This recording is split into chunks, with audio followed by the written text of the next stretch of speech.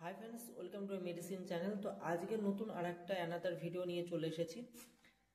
একটা মেডিসিন সম্পর্কে আজকে ডিটেলস আলোচনা করব, এবং যেটা তোমাদের যাদের ব্লাড রিলেটেড সমস্যা আছে বা ব্লাড শর্টেজের সমস্যা আছে, যাদের অনেকদিন ধরে হিমোগ্লোবিনের পরিমাণ বাড়াতে চাইছো কিন্তু বাড়াতে পারছো না এবং তার সঙ্গে উইকনেস থাকছে, তো এই রকম যাদের প্রবলেমটা চলছে তাদের ক্ষেত্রে একটা মেডিসিন, এবং মেডিসিনটার নাম হলো ডেক্সোরেন্স। তোমরা হচ্ছে খুব ফেমাস ব্র্যান্ড এবং তোমরা এটার সঙ্গে পরিচিত অবশ্যই রয়েছো। মার্কেটে ডেক্সোরেন্সের যে শুধু সিরাপ ফর্মে পাওয়া যায় এমনটা নয়, অনেকে কি হয় যে সিরাপ ফর্মটা খেতে পারে না, কিছু তাদের হচ্ছে প্রবলেম থেকে থাকে, তো সেক্ষেত্রে মার্কেটে ক্যাপসুল ফর্মেও এই মেডিসিনটা পাওয়া যায়। তো চলো মেডিসিনটা কোন কোম্পানি তৈরি করে একটু দেখে নিই। তো মেডিসিনটা তৈরি করে ফ্র্যাঙ্কো ইন্ডিয়া ফার্মাসিউটিক্যাল, ঠিক আছে। তো এই কোম্পানির একটি বেস্ট মেডিসিন যেটাকে বলা যায়, এবং প্রাইসটাও খুব সামান্য একটু প্রাইস রয়েছে, মাত্র 192 টাকা মতন প্রাইস রয়েছে। 200 ml এর কন্টেন্টে আছে। ইভেন যারা এই সিরাপ ফর্মে খেতে পারে না তাদের ক্ষেত্রে কিন্তু ক্যাপসুল ফর্মে পাওয়া যায়, সেটাও মোটামুটি সেম রেঞ্জে এবং সেম কন্টেন্টে পাওয়া যায়, এবং তার প্রাইসটা মোটামুটি একই ধরনের রয়েছে।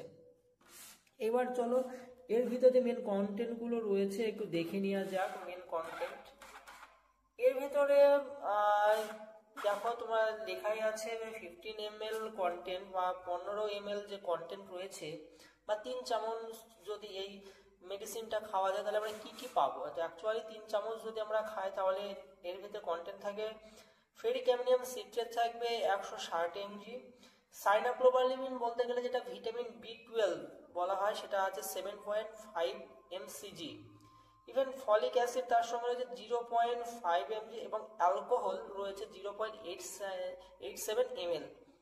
কিন্তু তোমরা মার্কেটে যে ক্যাপসুল ফর্মে যেটা পাবে তার ভিতরে কিন্তু এই অ্যালকোহলটা থাকবে না, তাছাড়া বাদ বাকিগুলো সেম কন্টেন্ট রয়েছে। এবার কি কি কাজে ব্যবহার করা হয়, ডক্টররা কখন প্রেসক্রাইব করে থাকে, তো মূলত যাদের ব্লাড রিলেটেড সমস্যা রয়েছে বা হিমোগ্লোবিনের পরিমাণটা কমে গেছে তাদের ক্ষেত্রে মেডিসিনটা ব্যবহার করা হয়ে থাকে। অনেকে দেখা যায় সিজারের পরে বা যে কোনো পোস্ট অপারেটিং করার পরে বা অপারেশন করার পরে দেহে হিমোগ্লোবিনের পরিমাণ কমে গেছে, ব্লাড কমে আসছে, উইকনেস চলে আসছে। জ্বর বা ফিভারের পরবর্তীকালে বা টাইফয়েডের পরবর্তীকালে দেখা যায় যে অনেক সময় যে ব্লাড কমে গেল, উইকনেস চলে আসে। অ্যাক্সিডেন্টাল কেসের ক্ষেত্রেও সেক্ষেত্রে কিন্তু সেম প্রবলেম কিন্তু দেখা যায়। এছাড়া মেয়েদের মধ্যে একটা কমন প্রবলেম দেখা যায় যে যাদের পিরিয়ডের খুব সমস্যা রয়েছে, প্রতি মাসে ঠিকঠাকভাবে ব্লিডিং হয় না বা ঠিকঠাকভাবে পিরিয়ড হয় না, এর মেন কারণ হলো হিমোগ্লোবিন কম। এবং এই সমস্ত সমস্যা যাদের চলছে তাদের ক্ষেত্রে এটা কিন্তু বেস্ট মেডিসিন। ইভেন যারা অনেকটা রোগা পাতলা রয়েছে, ওয়েট গেইন করতে চাইছে এবং খিদে পাচ্ছে না, তাদের ক্ষেত্রে কিন্তু এটা খুব ভালো ওয়ার্ক করে থাকে।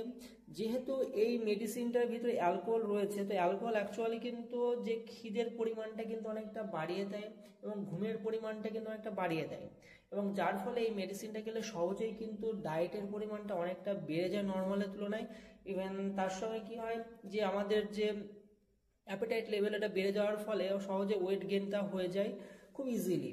তো সবাই খেতে পারে, বা অনেক সময় দেখা যায় যে প্রেগনেন্সি যারা মাদার্স রয়েছে তাদের দেহে যাতে ব্লাড শর্টেজ না হয়, বা প্রেগনেন্সি পিরিয়ড চলাকালীন যদি কোনো প্রবলেম না আসে, তো সেই ক্ষেত্রে কিন্তু ডক্টররা কিন্তু এই মেডিসিনটা প্রেসক্রাইব করে থাকে। তো প্রেগনেন্সির ক্ষেত্রেও কিন্তু এটা সেম এফেক্টিভ এবং সেম ভালো রেজাল্ট দিয়ে থাকে।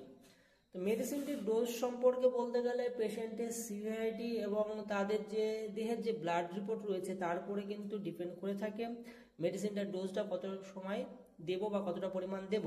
ইভেন কতদিন পর্যন্ত চালানো হয়ে থাকে সেটাও একজন ফিজিশিয়ান কিন্তু অবশ্যই সেটা গাইডেন্স মানাটা উচিত। তো আমি নর্মালি একটু বলে দিই, যাদের এজটা মোটামুটি 13 বছর বা 14 বছর বা 14 বছরের ঊর্ধ্বে, তারা দিনে দুবার করে 15 ml করে বা 10 ml করে খেতে পারে, সেটা যদি সিভিআইটির উপরে বেস করে দিনে দুবার করে। ইভেন যাদের এজটা মোটামুটি 10 বছর থেকে 12 বছর 13 বছরের মধ্যে রয়েছে তারা 10 ml করে দিনে দুবার খেতে পারে।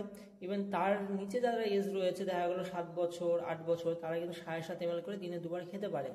অ্যাকচুয়ালি এটা কিন্তু বাচ্চাদের জন্য কিন্তু খাওয়ানো যায় না, বাচ্চাদের জন্য কিন্তু আলাদা কিন্তু ডেক্সোরেন ড্রপস পাওয়া যায়, তো সেটা কিন্তু খাওয়ানো যায়, কিন্তু এই সিরাপটা কিন্তু খাওয়া যায় না, কারণ এর ভিতরে সেম কন্টেন্ট থাকে না, বাচ্চাদের জন্য কিন্তু কন্টেন্টটা কিন্তু একটু আলাদা থাকে।